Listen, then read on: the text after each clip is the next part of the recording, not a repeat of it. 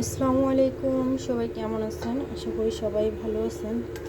আলহামদুলিল্লাহ আমিও ভালো আছি মোটামুটি। এই কারণে বলতেছি, গতকাল রাতে আমার পায়ে অনেক ব্যথা করতেছে, একটু শারীরিকভাবে অসুস্থ আছি। সবাই একটু আমার জন্য বেশি বেশি করে দোয়া করবেন। আর আজকে রান্না করব খুবই সিম্পল একটা রান্না, লাউ দিয়ে ডিম বা ডিমের ঘন্ট বলা যায়, লাউ দিয়ে ডিমের ঘন্ট আর কি। এটা রান্না করবো। তো এখানে পেঁয়াজগুলো একটু হালকা ফ্রাই করে নিতেছি, এরপরে বাকি মশলাগুলো দিয়ে দেবো। এখানে আমি দিয়ে দিব একটুখানি রসুনের পেস্ট। এখানে আদা ব্যবহার করব না আমি, কারণ লাউ নরম আর ডিমে আদা লাগবে না।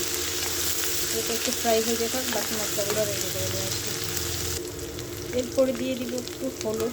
হলুদ বেশি একটা দিব না, মশলা খুবই কম, মানে অল্প অল্প মশলা দেবো যাতে একটু কালারটা আসে, একটু ফ্লেভারটা আসে, বেশি লাগবে না। লাউ যত মশলা কম দিয়ে রান্না করবে তত ভালো।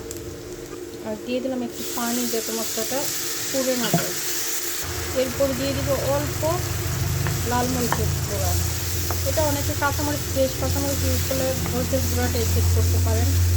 আমার ফ্রেশ কাঁচামরিচ নেই, ফ্রোজেন কাঁচামরিচ আছে, ওইখান থেকে দিব একটু ফ্লেভারের জন্য, কিন্তু ফ্রেশ হলে দিতাম না। একটু কালারটা গাঢ় করার জন্য একটু লাল মরিচের গুঁড়ো দিয়ে দিলাম। এরপরে দিয়ে দেবো স্বাদ মতো লবণ। যতটুকু লবণ খান আপনারা ততটুকু স্বাদ মতো লবণ দিয়ে নেবেন। আমরা একটু বেশি খাই, কারণ ভাতের সাথে আমরা লবণ নিই না। এরপরে একটু ভালোভাবে মিক্স করে নেব, যাতে মশলার সাথে লবণের সাথে মিক্স হয়ে যায়। আর বেশি কিছু লাগবে না। এখানে আমি জিরা গুঁড়োটা এখন দিব না, লাস্টে দিব জিরা গুঁড়োটা, কারণ এটা ডিমের তরকারি তো লাস্টে দিলে ফ্লেভারটা ভালো আসে। এখন আমি দিয়ে দিব কেটে রাখা লাউয়ের টুকরাগুলো। কেটে একটু মশলার সাথে ভালোভাবে মিক্স করে দিচ্ছি। লাউয়ের টুকরাগুলোকে ভালোভাবে মিক্স হয়ে যায়, লাউটা মজে যায় তাড়াতাড়ি, লবণ আছে, তারপরে হলুদ মরিচ এগুলো ভাজে তাড়াতাড়ি করে মজে যাবে। লাউয়ের সাথে মশলা ভালোভাবে মিক্স হয়ে গেছে, একটু ঢাকনা দিয়ে দিব যাতে লাউটা মজে আসে। এরপর অল্প একটু ঝোলের পানি দিয়ে দিলাম। এখন ঢাকনা দিয়ে দিলাম, অল্প কিছুক্ষণ ভাপে থাক, এটা মজে যাক, তারপরে একটু ঝোলের পানি দিয়ে দিব। এখন আবার ঢাকনাটা উঠে লাউগুলো একটু নাড়াচাড়া দিয়ে দিব, যাতে উপরেগুলো নিচে যায়, নিচেরগুলো উপরে আসে।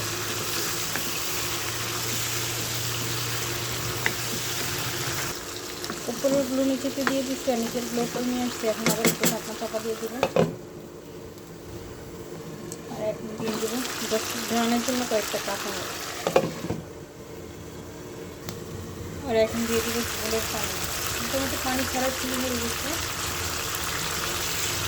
আর একটু নাড়াচাড়া দিয়ে নিচ্ছি, যেটা নিচে লেগে যায় সেটা উঠে আসবে।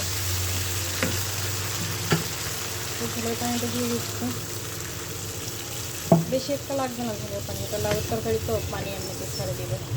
যতটুকু পানি দিচ্ছি ততটুকু এনাফ। তো পানিটা যখন ব্লক চলে আসবে, আমি ব্লক বলতেছি, মানে উতলে যাবে, পানিটা যখন উতলে যাবে তখন ডিমটা ভেঙে দেবো। একটা দিই বা দুটো দিতে ছোটো লাগে ততটুকু দিয়ে নেবো। এখন ঢাকনাটা দিয়ে দিতেছি। এখন মোটামুটি লাউগুলো সিদ্ধ হয়ে গেছে, আর এই মুহূর্তে দিয়ে দিব ডিম। ডিম আমি আগে থাকতে ফেটে রাখছি।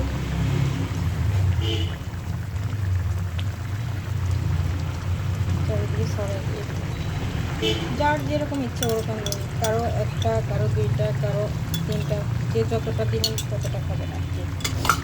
তো আমি এখানে একটা ডিম দিচ্ছি, কারণ বেশি দিইনি, হয়ে গেছে। সেটা আরেকটু সিদ্ধ হবে, হতে থাক, ততক্ষণ পর্যন্ত অপেক্ষা করব। এখন মোটামুটি রান্না শেষ, একটু ধনিয়া পাতা দিয়ে দেবো উপরে। আর জিরাটা স্কিপ হয়ে গেছে, জিরাটা আমি আগেই দিয়ে দিয়েছিলাম, তখন ক্যামেরা অন করতে ভুলে গেছি, তো ওটা দেখাতে পারিনি, তার জন্য দুঃখিত। এটা একটু ভালোভাবে মিক্স করে নিই। মিক্স হয়ে গেছে, খারাপ হবে না, মানে একদম সিমসাম। এটা আমাদের ঢাকা বিভাগ, তারপরে বরিশাল, শরীয়তপুর এইসব অঞ্চলে বেশি খাওয়া হয়। টাকি মাছ দিয়ে, ডিম দিয়ে, লাউ দিয়ে, লাউয়ের ঘন্ট যেটা বলে না, ওইটা আর কি। তো তরকারি আমার রান্না শেষ। সবাই ভালো থাকবেন, আমার জন্য একটু বেশি বেশি করে দোয়া করবেন, আর আপনাদের জন্য আমি দোয়া করব। আল্লাহ হাফেজ।